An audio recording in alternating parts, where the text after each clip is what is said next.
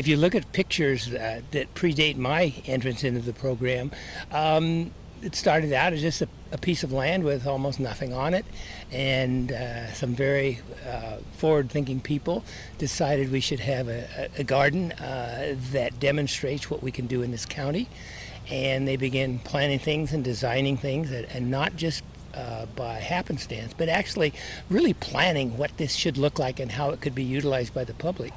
And if you look at pictures like 10 years ago or 15 years ago or whatever, there's some flyover pictures that you see. Amazing progress and change in this. To now, it's a garden that has something for everyone. The dream started with a group of gals and guys in '94 to have our own garden. When we first started this garden, there were 44 master gardeners. That was it. And that included the new class. Right. Yeah, we started with 44 master gardeners. That's amazing. And we did all of this with basically that 44. They were the first class of interns that had their training up here. We were going to Snohomish before that, and they were the first class up here, and they didn't have a display garden. We had to do Marysville. And so they said, why don't we have one? And that's where it started.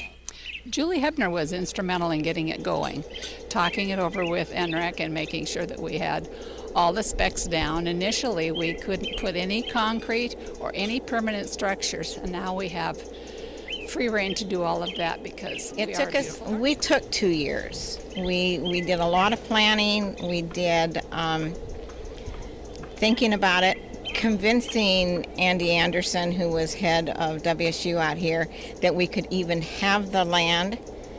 He wanted nothing that was his thing to us was we had to be able to remove it within a day if we had anything out here.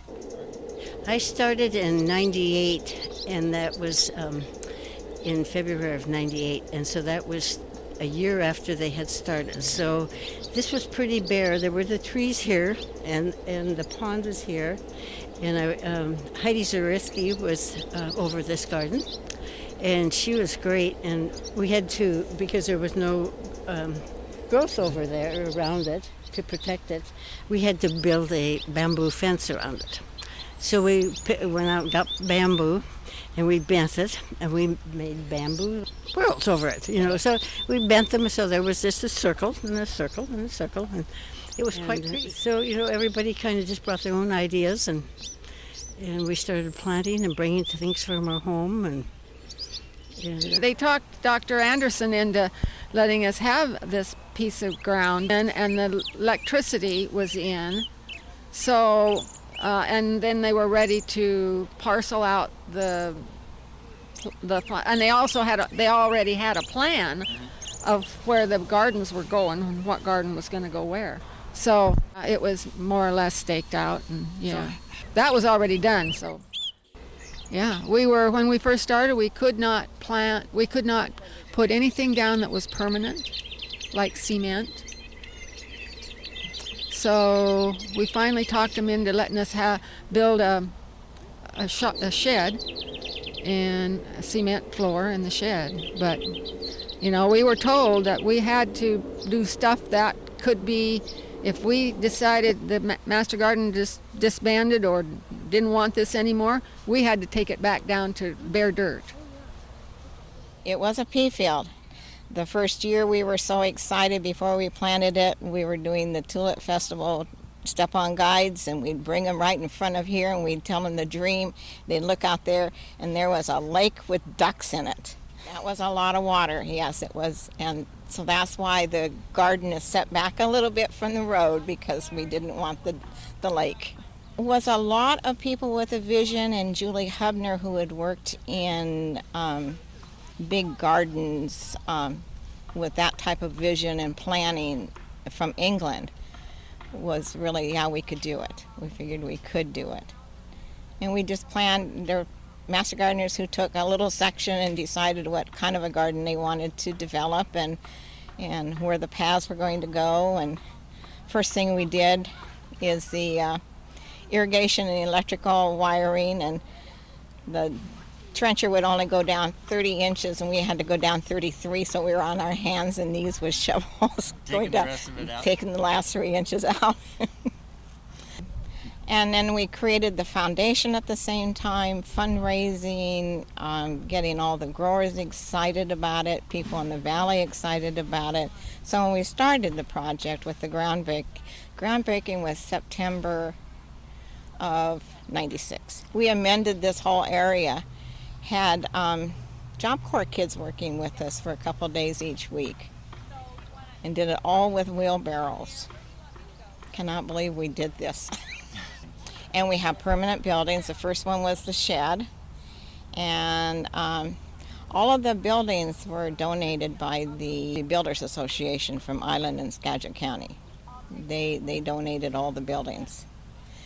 The ones that are not a kit, or like the sheds, were all designed by Herta, who, when we finally said this, came up and she said, maybe I can help. I'm an architect and a builder. When we started this garden, we had $800 in the bank. That was all the master gardeners had. And when we got done with this, we had to have insurance on it because WSU wanted it, and it had to be appraised, and it appraised at $90,000. And all of that was hard work and the community just backing us. When I got here, I'm not sure which year it was, but it was the second year of the garden, of them actually working. Whichever year it was the trees and shrubs were in, and it was just a mud pit, and everybody was really excited because they were running around buying perennials, and it was just a clean slate. Absolutely flat. Absolutely flat. Nothing. Well, we first staked out our gardens, staked out the pathways, got the irrigation and the water going through the systems, the power, all of that. All that had to be laid before we could even get our gardens individually growing. Then we, put our barriers in for where our gardens went and started planting. So I think the biggest surprises has been about the people and about the Herculean efforts they undertook and the transformations that they have done here in the garden. And this was flat farmland before we started, and now we have over 2.5 acres of absolutely stunning gardens. All the people that in the early days that really banded together to get this up and off the ground. I'm discovering names that I've never seen because this was from 20 years ago. Some of those folks are no longer part of our program, or some of them are no longer on this earth. I mean, there's a few that we've lost along the way. So it's been about the people, I think, has been the most amazing. So we were very fortunate when this garden was established 20 years ago to get huge support from community businesses and organizations to help us get the garden off the ground and to help essentially build structures, install structures. Some of it was done in kind, some of it was just out and out dollars that came in. Since that time, the Skagit County Master Gardener Foundation has raised money every year through our annual plant fair, where we Master Gardeners grow thousands of tomato plants, perennials, annuals, veggies, flowers, etc., and sell them.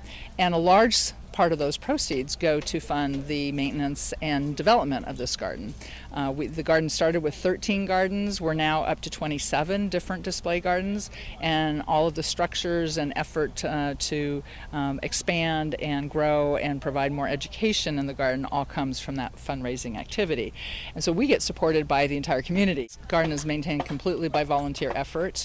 There's probably anywhere between 35 and 60 master gardeners who regularly work here every week on our wonderful Tuesday work days, and it is a huge amount of effort and love that goes into developing, maintaining, and showcasing the gardens and gardening practices, which is pretty